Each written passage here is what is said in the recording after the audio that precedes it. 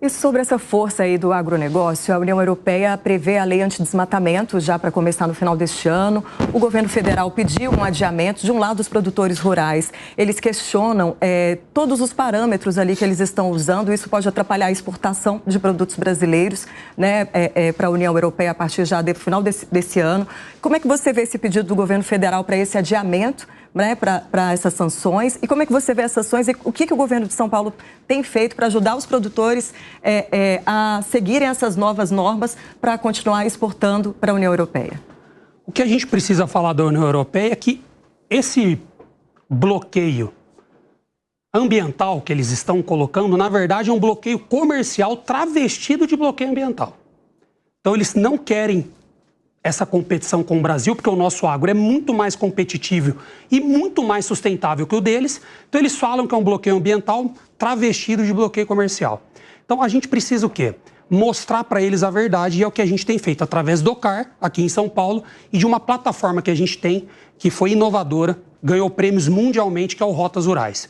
Através do Rotas, hoje, a gente está conseguindo ter a rastreabilidade de todos os produtos produzidos na propriedade. Ele não só deu endereço rural digital para todas as propriedades, isso é dignidade, melhorando logística, melhorando atendimento da polícia. Quantas mulheres apanharam na pandemia, a polícia não encontrava a porteira da propriedade. Quantas pessoas, às vezes, estão infartando no campo, a ambulância não consegue chegar. Mas, através da plataforma do Rotas Rurais hoje, que foi premiada na South by Southwest, a gente está fazendo parceria com a iniciativa privada e criando rastreabilidade para todos os produtos produzidos aqui em São Paulo. E com o CAR também, a gente consegue vencer esse bloqueio ambiental, mas lembrando que é um bloqueio comercial, porque eles não conseguem competir com a gente. A França usa 54% do território para o agronegócio. O Brasil usa 7%. Foram pedir para os produtores europeus preservarem 4%, eles pararam a Europa. São Paulo tem 25% de área reservada, 5% acima do que o Código Florestal mais exigente do mundo pede, que é o nosso. Então, a lição de casa que eles não fizeram, eles querem impor de forma forçada para o Brasil e fazendo isso, falando que é um bloqueio ambiental, mas na verdade é um bloqueio comercial porque eles não dão conta de competir com a gente. A gente é muito mais intensivo, tecnificado, sustentável e esse lobby violento do agronegócio europeu quer fazer o Brasil parar de exportar. A gente consegue vencer isso com trabalho, com CAR, com plataforma, com inteligência, com regularização ambiental, mas o CAR também está perdido no governo federal. Estava no Ministério da Agricultura, jogaram para o Ministério do Meio Ambiente, agora jogaram para o MGI. Onde ele vai ficar? Então, aqui em São Paulo, a gente sabe para onde a gente está indo. Porque tem vários estados que não conseguiram implementar ainda da maneira completa que necessitaria para poder avaliar as suas propriedades. O único estado do Brasil que o CAR está na Secretaria de Agricultura é em São Paulo. E é o que mais está entregando resultados efetivos.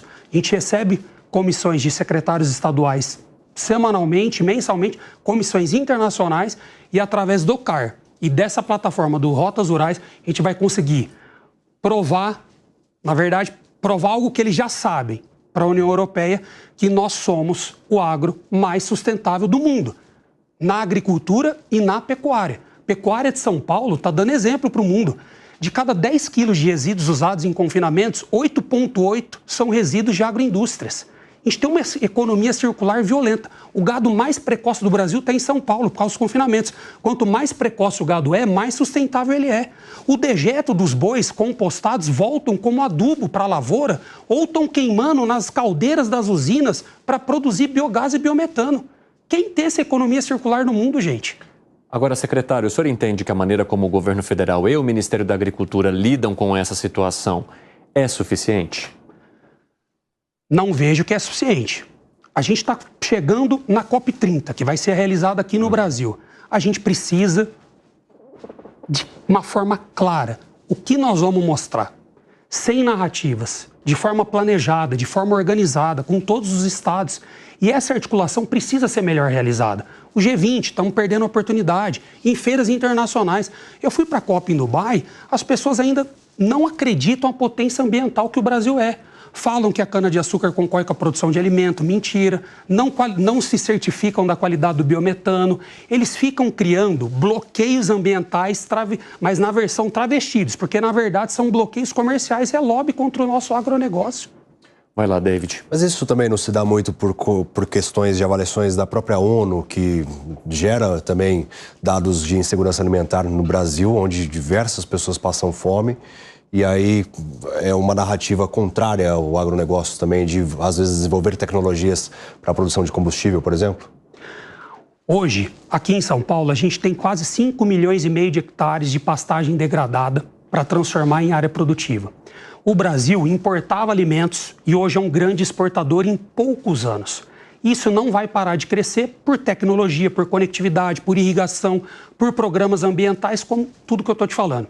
Essas narrativas não funcionam.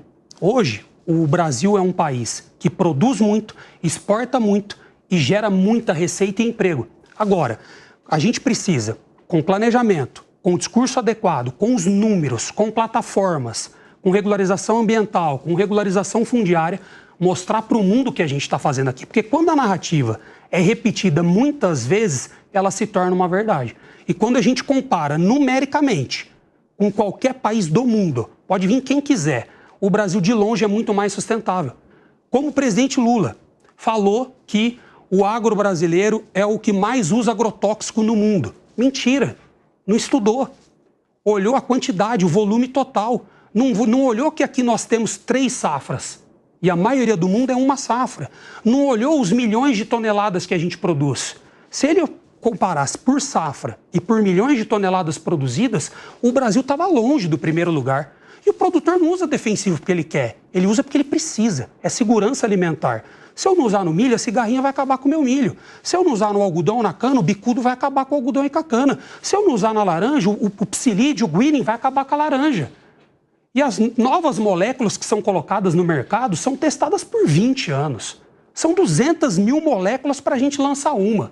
Aí ele vem falar que o Brasil é o país que mais usa... Mentira! Novamente, narrativa para esconder a ineficiência do governo federal perante as queimadas. Mas as restrições também para o mercado externo, elas são bem maiores do que a consumida aqui no Brasil. E aí esbarra numa questão também que o Diogo levantou sobre as pesquisas que precisam ser desenvolvidas. Porque a gente vê, sim, o uso de agrotóxico acontecendo, como, por exemplo, para combater o carrapato no boi.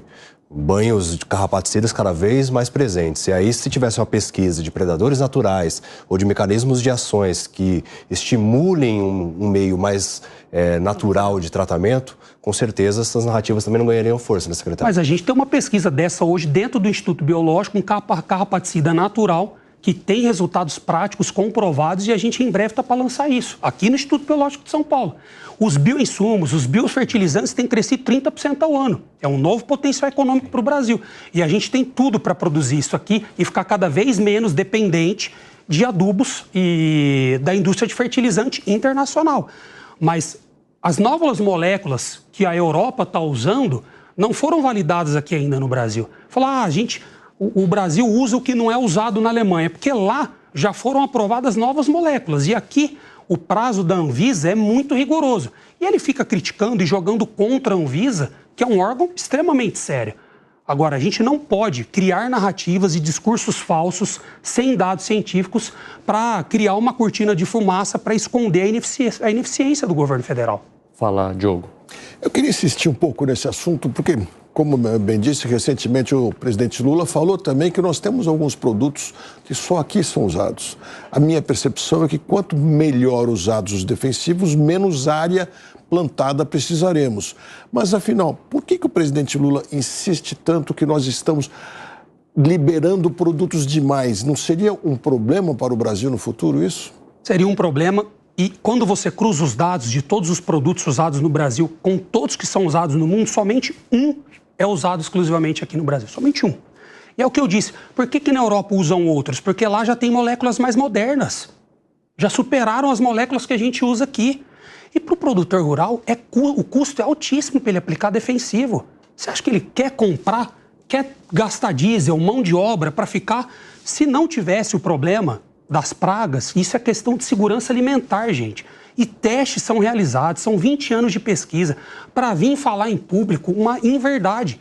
E as culturas no mundo plantadas são diferentes, o clima é diferente, o número de safra é diferente. Se ele estudasse de forma técnica, quantidade de safra e milhões de toneladas de alimentos produzidas, o Brasil estaria longe do primeiro lugar, como ele disse. Vai lá,